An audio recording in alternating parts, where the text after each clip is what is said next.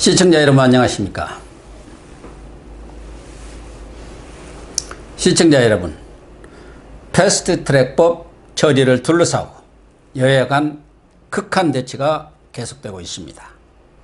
다음 달 3일 공수처법이 국회 본회의에 부의되면은 지난 27일 부의된 선거법과 함께 민주당이 군소 야당들과 마음만 먹으면 언제든지 처리가 가능하게 됩니다. 패스트트랙 전국 어떻게 될 것인지 윤영걸 전 매경닷컴 대표님과 함께 전망해 보도록 하겠습니다. 안녕하세요. 네, 대표님 안녕하세요. 지금 패스트트랙 전국이 아주 극한 대치 상황으로 가고 있는데요. 현실적으로 현재 패스트트랙에 올려진 선거법 그리고 공수처법 여야 간 특히 뭐 한국당과 민주당 간의 원만한 합의를 이뤄내기는 어렵다고 봐야겠죠. 어렵다고 봐야죠. 네, 우선은 그 집권당인 더불어민주당이 그 속셈이 있잖아요. 예. 네. 공수처법을 꼭 하겠다는 거 아니에요? 그렇죠. 네, 선거법은 좀 믿기고 네. 그래야 그렇죠. 과반을 끌어들일 그렇죠. 수 있으니까 야당, 군소 야당을 선거법은 낚시로 말하면 낚싯밥 예. 그 지렁이를 꿰놓은 거예요. 예, 그렇죠. 그래서 정의당이나 뭐 평화민주당인가요? 뭐 예. 민주평화당인가? 뭐 그런 대한신당, 군소당에서는 바른미래당 의석수가 늘어나니까 연동형을 도입하면 예. 그 미끼를 놓은 거죠. 실상은 공수처법에서 지금 검찰이 뭐 유재수, 뭐 울산시장, 조국 수사하는 거 일거에 잠재울 수 있는 카드잖아요. 예, 그러니까 그렇죠. 그거 하겠다는 전략이고 또 정의당이나 대한신당이나 이런 군소야당은 선거법에 목을 메고 있어요. 그러니까 자기네가 정의당이 선거법만 바꾸면은 교섭단체 20석 이상 구성할 수가 있어요. 그렇게 이렇게 뭐라고 합니까? 오늘 어느 조간신문에도 보니까 이렇게 계산을 해보니까 어느 경우든 정의당은 무조건 이기는 거죠. 20석 이상 20석. 이렇게 확보가 되대요. 그러니까 교섭단체가 되는 거예요. 그러니까 정의당 심상정 대표가 안면 몰수하고 그 떡밥이 너무 큰 거죠. 떡밥이. 조국 그것도 다 데스노트 뭐 그렇죠. 필요 없어 해주고 그런 거 아닙니까? 다 해주는 거죠. 그리고 그 황교안 대표 단식하니까 황제 단식이라고 심상정 비난하고 그런 게 다 이유가 있는 거죠. 그래서 좀 그건 심한 거 아니에요? 아무리 그렇다 남이 하더라도 목숨을 걸고 하는 건데 그래도 참 안타깝다. 뭐 이 정도 하고 좀 잠깐 찾아가서 인사 나왔으면 되는데 그걸 황제 단식이라고 비아냥거리고 뭐 그거는 찾아는 가기는 갔습니다. 그랬는데 그 마지못해서 아마 지지자들한테 엄청나게 욕을 마지못해서 먹으니까 출석부 도장 찍으러 간 거죠. 근데 그건 참 좋은 태도가 아닌데 아무튼 여야가 지금 검은 속셈이 그 일맥통하는 거예요. 그러니까 자유한국당만 좀 외통수로 좀 몰려 있는 거죠. 그래서 이게 좀 쉽겠느냐. 지금 황교안 대표가 단식까지 했음에도 불구하고 사실 단식을 조금 더 길게 했으면 싶었어요. 저는 단식하는 건 생명까지 걸고 구시대적인 모습이라 굶는 게 참 원시적이잖아요. 그래서 뭐 찬성은 안 했습니다만은 이왕 했으면은 정기국회가 다음 달 10일 날 끝나잖아요. 10일까지 계속 굶어가지고 그 국회를 한번 그 결연한 모습을 좀 보여줬으면 하는데 좀 일찍 단식을 풀음으로 해서 조금 패스트트랙이 더 좀 험난한 여정 우리 자유한국당 입장으로 봐서는 지켜보기만 할 그런 상황으로 자꾸 몰리는 거 아니냐 이런 생각이 듭니다. 네. 그러니까 얼마 전에 이해찬 대표가 본인답지 않게 선거법은 합의로 처리를 하도록 노력해야 하는 거 아니냐 식으로 의총에서 얘기를 해서 아 이분이 이제 나이가 드시고 이제 국회의원도 다 끝날 때가 되니까 좀 마음을 잡으셨나 했는데 그건 아니고 우리가 최대한 노력을 했다 그런 뭐 모습을 보여주려는 제스처인 것 같아요. 그런데 어쨌든 다음 달 17일까지 시한을 정해놓고 지금 밀어붙일 생각 아닙니까? 그렇죠. 예. 뭐 지금 그 자유한국당은 지금 의석수가 많지 않잖아요. 근데 민주당이 129석이고 정의당 6석, 민평당 5석, 또 무소속 4석 한 144석에다가 대한신당 8명 합치면은 152석이에요. 또 그러니까 바른미래당이 또 손학규계도 예, 있지 않습니까? 그러니까 확 넘는다고 예. 봐야죠. 그래서 과반수가 훨씬 넘는 거라 통과가 될 가능성이 지금으로 봐서는 상당히 높다 이렇게 보여집니다. 근데 그 관건은 선거법 협상에 대한 타결이거든요. 네네.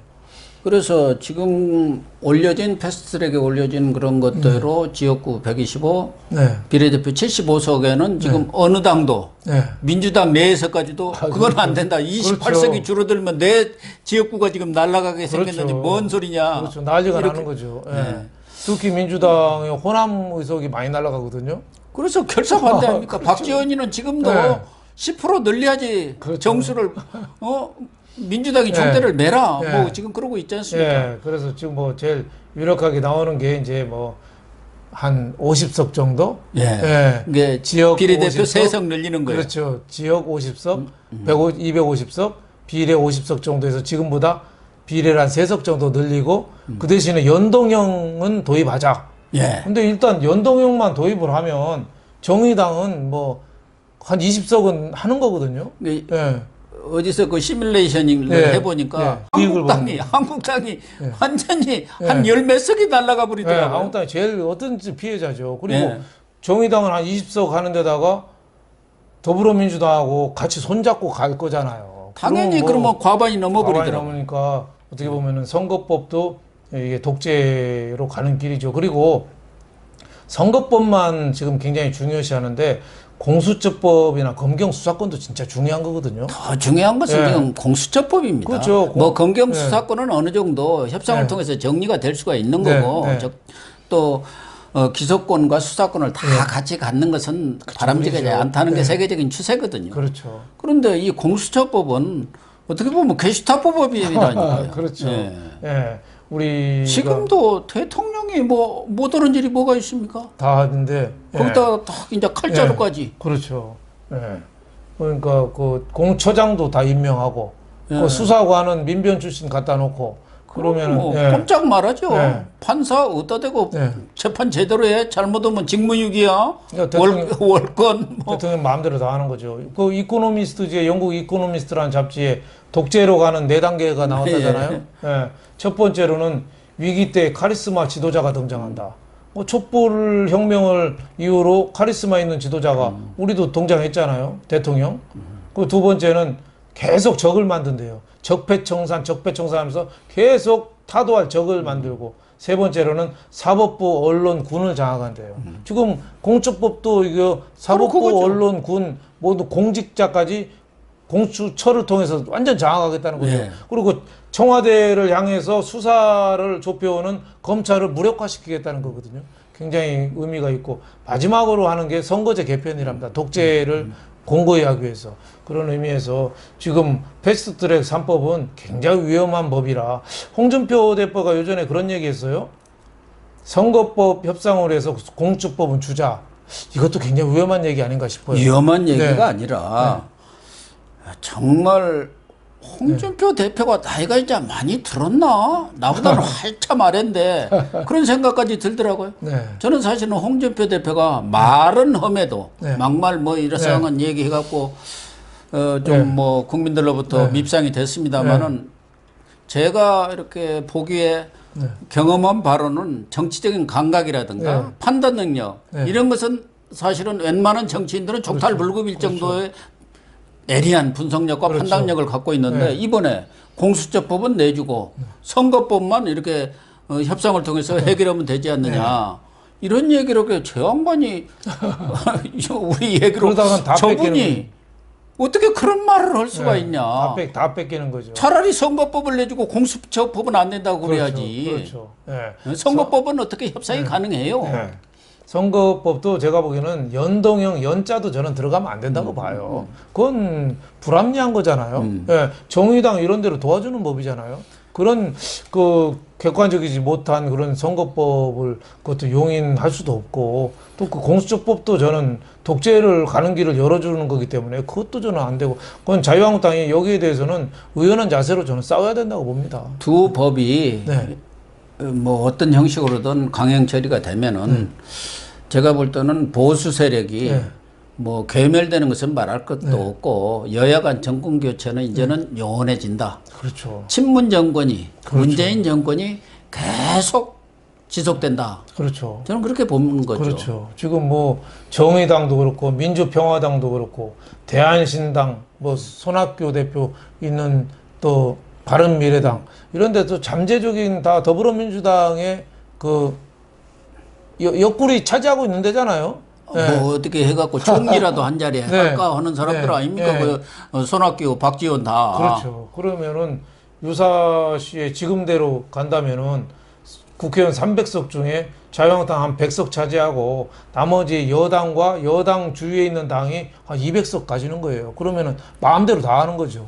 그래서 자유한국당이 100석도 차지하기 네. 어려운 건데 제가 네. 볼 때는 100석이라는 게 중요한 의미가 있는 거 아닙니까? 그렇죠. 헌법을 얼마든지 고칠 수 있는 거예요. 100석 아래로 내려가 버리면 그렇죠. 3분의 2만 되면 그렇죠. 그렇죠. 헌법의 처리가 되기 네, 때문에 그래서 보수 우파라든가 이쪽에서 걱정하는 게 네.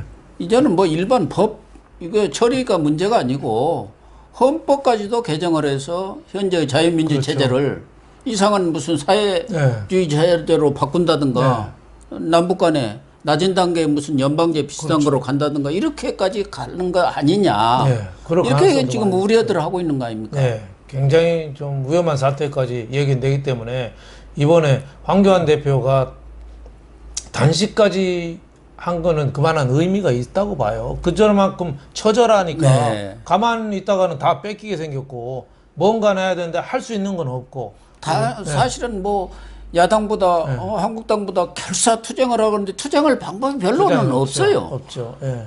가서 할 수 있는 게 국회에서 필리버스터 계속 연설하는 건데 그것도 세기 다음 차례로 가버리면 다음 차례 가서 하면 소용이 없죠. 예, 그거 이제 그냥 자동 상정이 돼버리니까 그렇죠. 소용이 없어요. 또 의원직 사퇴도 큰 의미가 없죠. 아, 의원직 사퇴하면 자기들끼리 모여갖고 저지하는 사람도 없으니까 뭐 안면 뭘 쏘고 때릴 거 아닙니까? 그렇다고 선거를 보이콧 할 수도 현실적으로 어렵거든요. 그렇죠. 총선 보이콧이 가능하냐 이거죠.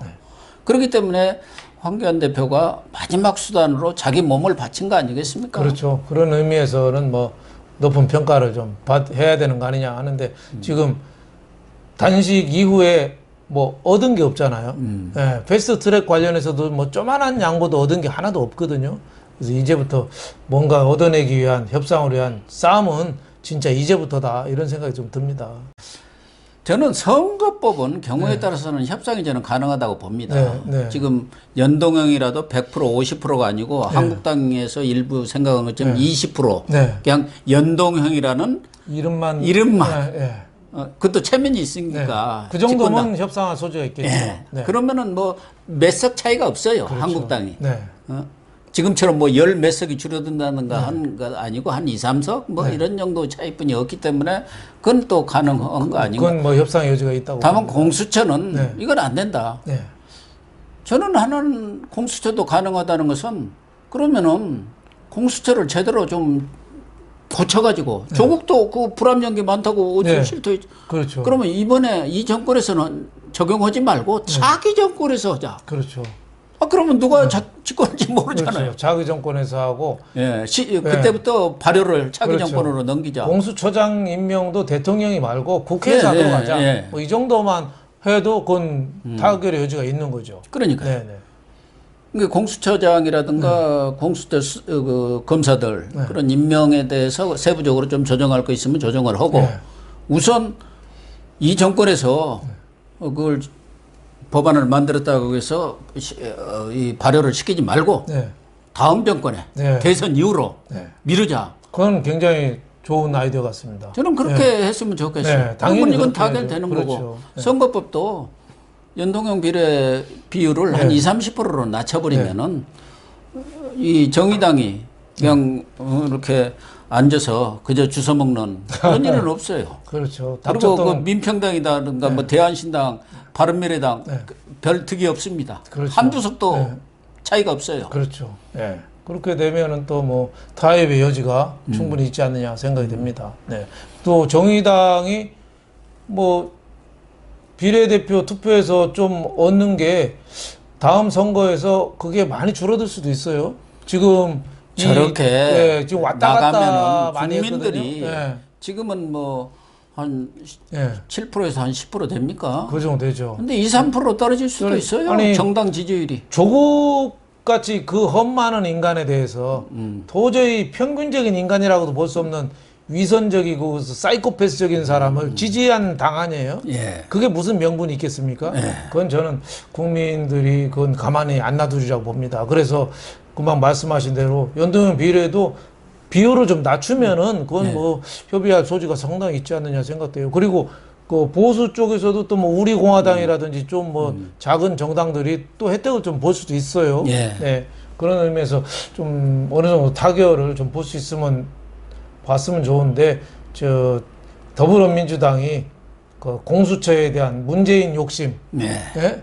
예, 나 있을 때 내가 마음대로 다 할 거야 이런 욕심 그거를 말릴 수 있겠느냐 이거죠. 네. 욕심보다는 예. 너무 이것저것에 걸려 있어갖고 잘못하면 내가 퇴임후에 네. 어디로 그렇죠. 우리 속된 말로 어디로 골로 갈지 모르겠다. 그렇죠. 그 염려 우려가 늘 있는 것처럼 보이지 않습니까? 그렇죠. 그리고 퇴임물을 지금 네. 지금부터 걱정하고 있는 거예요. 그렇죠. 또 믿을 만한 그 후계자 맞상줄에도 있으면 좀 덜한데 그게 다들 참여를 했어요. 믿을 만한 자식이 하나도 없어요. 그러니까 나이는 먹어가고 방 뺄 때는 다 됐고 그렇다고 양자를 들이자니 네. 보니까 양자들이 다 시원찮아요. 그렇죠. 박원순이 뭐 이낙연 다 네. 믿을 만하지는 않고. 약하죠. 예, 그래서 그 불안감 또 자기가 해놓은 건 또 많잖아요. 예. 죄악의 씨는 많이 뿌려놨어요. 그 씨는 자기가 모르겠습니까? 다 안다고 그렇게 봐야죠. 많은 사람들이 그렇죠. 깜빵에 가고 그렇죠. 곤욕을 치렀는데 죽은 사람도 많고 가만히 그리고, 있겠습니까? 너무 정권 바뀌면. 적폐청산이라는 이름으로 너무 억울한 사람을 많이 감옥에 가두고 죽음으로까지 몰았잖아요. 지난 선거에 문재인을 찍은 사람 31%예요. 투표율은 41%지만 기권한 사람 전체 중에 따지면 31%거든요. 3분의 1도 안 되는 투표를 얻어가지고 마치 100% 얻은 양 그 마음대로 청와대 정부로 독재를 많이 휘둘렀다고 봐야죠. 네. 제가 볼 때는 문재인 다음에 네. 이 친문 정권이 다시 이어진다고 하더라도 문재인에 대한 말하자면은 청산에 들어갈 가능성이 많습니다. 그렇죠. 과거 노태우 전두환 안 네. 봤습니까? 그렇죠. 전두환이가 노태우를 대통령을 만들어 네. 주다시피 했는데 그래도 금방 저게 백담사로 보내버리잖아요. 그렇죠. 권력은 그랬었거든요. 그렇죠. 과거 청산 이게 네. 싹 들어가거든요. 그렇죠. 노무현 잡았을 때도 김대중 때 대북 송금 특검에서 박지원이랑 다 깜빡이 가고 박지원 휠체어 타고 뭐 눈 뭐 안대하고 뭐 다 그런 모습을 보였잖아요. 근데 DJ 때나 전두환 때는 사실 괜찮게 했거든요. 네. 예, 뭐 경제도 괜찮았고 네. 한데도 그렇게 당했는데 지금 문재인은 그 주식으로 말하면 지금 나라 전체가 상장 폐지되기 직전이에요. 네, 경제부터 뭐 안보부터 뭐 도덕적인 것부터 모두가 다 바닥에 추락했는데 어느 정권이 다음에 더불어민주당에서 정권 재창출에 성공해도 여기에 대해서는 단죄를 하고 가려고 할 가능성이 많다고 보여집니다. 그렇죠. 네. 자기 정권에서 네. 나오더라도 그럴 가능성이 그렇죠. 그렇지 않으면 대선 선거 운동할 때도 그런 캐치프레이즈를 걸지 않으면 대선에서 될 수가 없다고 봐요. 네. 뭐 그건 차기 정권 얘기고 네. 지금 정권에서도 지난번에도 한번 얘기를 네. 했습니다마는 이게 막장 정권 같다 이런 얘기가 있었는데 지금 한국당에서 국정단 3종 세트를 네. 제시를 하면서 국정조사하자 네. 이렇게 했는데 이제 임기 반환점 막 돌아서면서 여기저기서 지금 막 비리들이 터져 나오지 않습니까? 네. 신적폐, 신국정농단이. 그런데 조금 더 가보세요. 네. 이제 뭐 감당 못할 정도로 나오지 않겠느냐. 그렇죠. 네. 지금, 그래서 한국당에서도 이번에 국정조사 요구를 말로만 할 게 아니라 이런 사안들 상당히 국민들로부터도 어떻게 보면은 지지를 받을 수 있는 그렇죠. 후원 힘을 받을 수 있는 사안이기 때문에 강하게 밀어붙이면서 패스트트랙 저지에 그렇죠. 중요한 지렛대로 써야지 맞아요. 않겠나. 그게 전략이 필요하다 이렇게 생각이 돼요. 과거에 뭐 박근혜 정권 때 우병우에 대해서 비난 여론이 많았습니다만은 우병우가 이렇게까지 조국처럼 이렇게 하지는 않았거든요. 네. 뭐 우병우도 욕은 많이 하던데 뭐 세월호 때 뭐 조사 좀 살살 해 정도라든지 약간 뭐 목에 힘주고 뭐 좀 있긴 있었습니다만은 되게 목에 힘줘가지고 그런 뭐 이러고 뭐 다니면서 미움을 받은 예, 거예요. 별명이 기부스라고 여기다가 콘크리트 한 것처럼 어깨에다 힘을 줘서 좀 미움 많이 받은 적은 있는데 지금처럼 조국처럼 이렇게 종합 세트는 아니죠. 이런 권력형 비리 그렇게까지 심각한 건 아니지 않습니까? 그렇죠. 뇌물 비리로 조사받는 공무원을 승진시키고 경제부시장까지 또 가고 그걸 또 민정수석에서 회의실에서 결정하고 그 사람이 문재인 대통령 형이라고 부르는 사람이고 이걸 누가 의심을 안 하겠어요? 그러니까요. 그리고 선거 개입, 울산 선거 개입은 정말 죄질이 굉장히 나빠서 이거 하나만 갖고도 바로 탄핵 사유가 됩니다. 이거는 국정농단의 유명한 국정농단으로 이거는 그 야당에서 국정조사 빨리 이거 해야 되고 검찰 수사해야 되고 그 부족하면은 특검이라도 도입해야 되는 그런 사안이 아닌가 싶습니다. 이거 외에도 저는 신라젠, 태양광 뭐 그렇죠. 여러 건들이 네. 아주 후속적으로 줄줄이 쏟아져 나올 걸로 봅니다. 그렇죠. 탈원전도 어떻게 한 과정을 거쳐서 했느냐. 보고서를 묵살한 그런 것도 다 직무유기의 직권남용이거든요. 그건 종합적인 게 참 문재인 정권에 대한 종합적인 그 수사가 저는 필요하다고 봐요. 그래서 저는 이제 문재인 대통령이 이런 부분에 있어서는 뭐 그동안 황교안 대표가 영수회담을 하자, 1대1 영수회담을 하자고 할 때마다 3석 무슨 5석 가진 당 대표들까지 다 모아가지고 밥 먹고 폰만 딱 잡고 제왕처럼 그러고 말았잖아요. 그렇죠. 근데 정말 이런 때야말로 여야 영수들이 만나가지고 캐도 난마식으로 문제를 풀어야 합니다. 결단을 내려야 해요. 그렇죠. 예? 그러니까 공수처법 이거 철회하겠다. 아니면 아까 내가 이야기한 대로 그럼 다음 정권에서 그렇죠. 발효되도록 하자. 뭐 한다든가 선거법에 대해서도 두 사람이 정말 현금을 터놓고 뭔가 결단을 내려야 하지 않나. 그런 옛날 생각이 뭐 전두환, 노태우, YS, DJ 때도 결단 한 번씩 내렸잖아요. 그럼요. 6.29 영수회담. 선언 같은 것도 결단이고 뭐 옛날에 학원 안정법이라든지 여차하면은 바로 국민 여론에 따라 수렴을 했거든요. YS도 아까 박정희 그 독재 정권 오고도 딱 1대1 영수회담을 통해서 문제도 풀고 뭐 그랬어요. 그렇죠. 문재인이가 정치적인 그 양심이 있는 사람이면은 황교안 단식한테 찾아갔어야죠. 찾아가서 손잡고 전화 한 통 없다고 나경원 원내대표가 비난했지 바로 않습니까? 그 서로 대화를 좀 해서 진짜 우리가 할 얘기가 뭔지 나라를 위해서 나라를 서로, 위해서 우리가 할 건 하자. 허심탄회하게 얘기해보자. 이래야죠. 그렇죠. 근데 그걸 안 하고 거의 뭐 천막 치우라고 이런 정도 수준이니까 좀 자충수 든 측면이 좀 있지 않느냐 생각이 드는데 하여튼 문재인 정권은 뭘 하나 해놓은 게 없잖아요. 경제부터 무슨 법도 뭐 데이터 3법부터 뭐 해놓은 게 하나도 없어요. 그래서 참 이 정권의 말로가 벌써 2년 반 이제 지났는데 정권 임기가 지난 것 같다는 생각도 들어요. 그러니까 임기 말이 아니라 다 지난. 그러니까 이런 영수회담을 안 하고 지난번처럼 5당 대표가 모여서 앉았으니까 손학규는 문재인하고 싸워야지. 그렇죠. 아니 고등학교 후배라고 뭐 그거 무슨 동창회하는 자리도 아닌데 왜 황교안 대표하고 싸우냐 이거예요. 진짜 자기가 꾸짖었다는데 그게 말이 되는 소리입니까? 노초 제가 보면 야당들끼리 싸우고 대통령은 앉아가지고 그러지 마세요. 그랬다는 거 아닙니까? 노초 제가 보기에는 3인에 들어가요. 손학규 대표는. 어떻게 이렇게 정치 마지막 모습을 저렇게까지 추하게 다 되는지. 이제 한 30년 어린 그 당원들한테 그 나가라 소리나 듣고. 저도 잘 아시는 분인데 나는 그렇게까지 뭐 정치 말로가 되리라고는 정말 예상을 못했습니다. 사람은 떠나는 모습이 아름다워야 되거든요. 웰빙보다 더 중요한 게 웰다잉이고 어떻게 죽느냐가 더 중요하죠.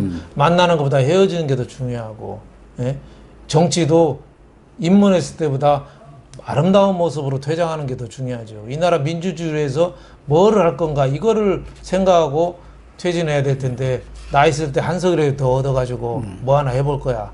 어떻게 보면 참 노욕이라고 볼 수밖에 없죠. 그렇습니다. 네, 시청자 여러분. 정치는 살아있는 생물이라고 합니다. 오늘 시점에서 보면은 여야 간 패스트트랙법을 둘러싼 극한 대치로 전혀 협상의 돌파구가 열릴 가능성이 없습니다만은 또 일단 벼랑 끝에 가서 어떠한 반전 카드가 나올지 한번 좀 기대를 가지고 기다려 보도록 하시죠. 오늘 방송 마치도록 하겠습니다. 감사합니다. 감사합니다.